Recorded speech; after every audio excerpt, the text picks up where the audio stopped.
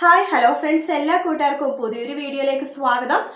അങ്ങനെ നമ്മുടെ സരികുന്റെ പ്രസവ സമയം ആവാട്ടോ. മനോഹരാണെങ്കിൽ വീട്ടിലേ ഇല്ല. കാരണം മനോഹർ പുതിയ ഭാര്യയുടെ അടുത്താണ്. സരിവിനെ ആണെങ്കിൽ ആകെ വെപ്രാളപ്പെട്ട് ഇരിക്കുകയാണ് മനുവേട്ടൻ. പ്രസവ സമയത്ത് തന്റെ കൂടെ ഉണ്ടാവുമെന്ന് ചോദിച്ചപ്പോ മനു എന്തായാലും നിന്റെ കൂടെ ഉണ്ടാവൂ, ഞാൻ ഉണ്ടാവണമല്ലോ, ഞാൻ തന്നെയായിരിക്കും കുഞ്ഞിനെ ആദ്യം എടുക്കുന്നത് എന്നൊക്കെ മനോഹർ മധുര വാഗ്ദാനം കൊടുത്തിട്ടാണ് അവിടെ നിന്ന് പോയത്. സരിവിന്റെ പ്രസവ ദിവസം ഇങ്ങ് അടുത്തു കേട്ടോ. പക്ഷെ മനോഹർ ആണെങ്കിൽ തിരക്കെന്ന് പറഞ്ഞിട്ട് എപ്പോഴെപ്പോഴും അവിടെയും ഇവിടെയും പോയി നടക്കുവാണ്.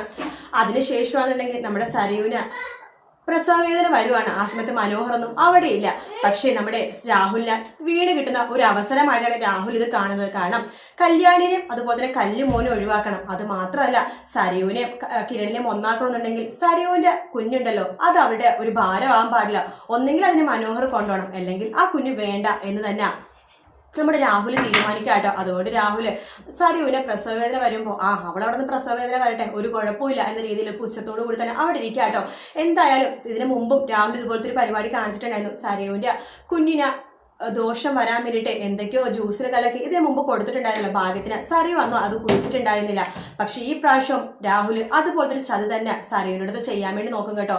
എന്തായാലും ഈ പ്രാവശ്യം അതാ ഒന്നും നടക്കാൻ പാടില്ല. കാരണം രാഹുലിന്റെ പ്ലാനല്ല, വെറുതെ ആവത്തേ ഉള്ളൂ. സരിയു പ്രസവിക്കുക തന്നെ ചെയ്യും. കാരണം സരിയു പ്രസവിച്ചാലാണല്ലോ സരിക്ക് ഇനി കുറെ തിരിച്ചടികളൊക്കെ കിട്ടാനുണ്ടല്ലോ. അതുകൊണ്ട് ആ പ്ലാനും നടക്കാനൊന്നും പോണില്ല. എന്തായാലും രാഹുൽ അങ്ങനത്തെ ഒരു ചതി സരിയുടെ അടുത്ത് ചെയ്യുമെന്നുള്ളത് 100% ഉറപ്പാണ്. അത് മാത്രമല്ല, പ്രസവം കഴിയുമ്പോഴാണ് മനോഹർ ഒരു ചതിയനാണെന്നുള്ള സത്യവും കൂടി നമ്മുടെ സരിയു മനസ്സിലാക്കാൻ പോകട്ടോ.